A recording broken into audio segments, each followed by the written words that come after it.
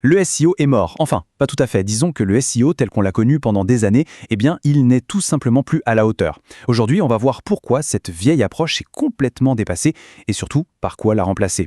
Parce que, soyons honnêtes, le monde digital est devenu un sacré bazar. Allez, on plonge direct dans le vif du sujet. Voilà, tout est dit. Se contenter de plaire à Google ne suffit plus. Ça résume parfaitement le problème. Pendant des années, c'était ça le jeu, séduire l'algorithme de Google. Sauf que maintenant, cette stratégie, elle nous envoie droit dans le mur. Et la raison est toute simple en fait. Le client, lui, ce n'est pas un algorithme. Pour que ce soit bien clair, prenons un cas concret.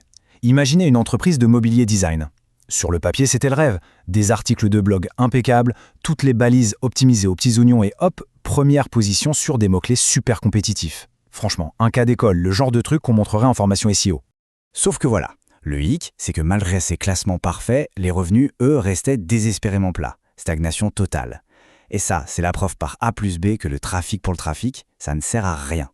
Être visible, c'est bien, mais ça ne veut absolument pas dire être pertinent au bon moment pour les bonnes personnes.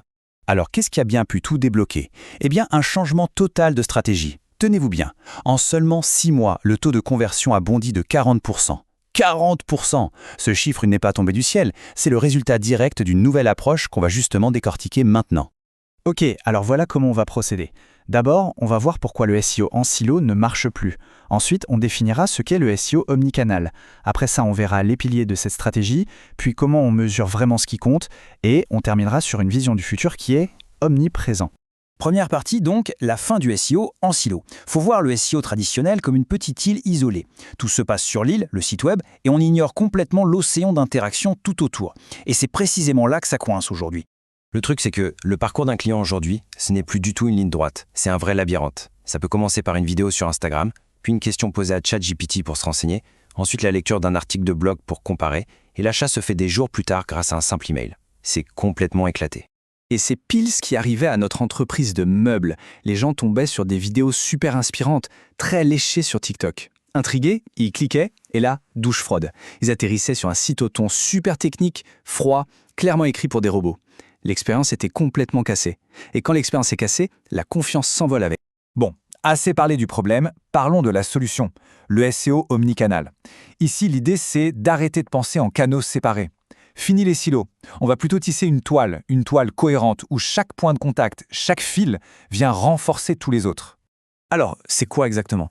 Pour faire simple, le SEO omnicanal, c'est une stratégie qui vise à créer une expérience client totalement fluide et cohérente sur absolument toutes les plateformes.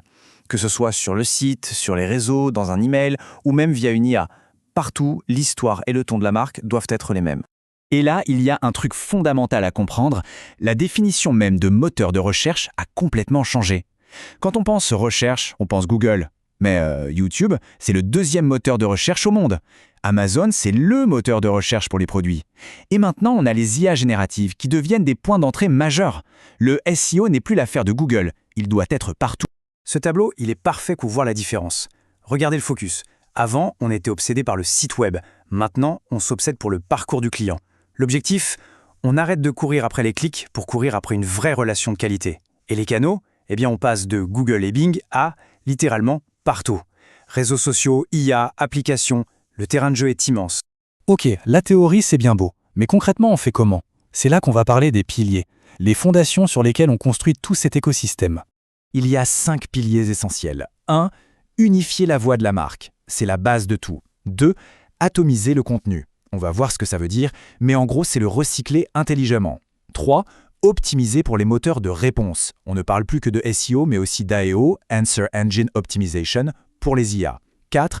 Une expérience utilisateur parfaite, sans aucune friction. Et enfin, le 5e pilier qui cimente le tout, intégrer toutes les données pour avoir une vision complète à 360 degrés. Ok, zoom sur ce concept d'atomisation du contenu. C'est hyper malin. L'idée, c'est de partir d'un gros morceau de contenu, une pièce maîtresse. Disons un article de blog ultra complet, un vrai dossier de fond sur un sujet. Ça, c'est notre noyau, notre soleil. À partir de ce noyau, on va créer plein de planètes.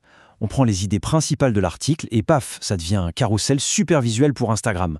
Ou une infographie pour LinkedIn. Le tout, bien sûr, en gardant exactement le même message et le même style. Et on peut aller encore plus loin.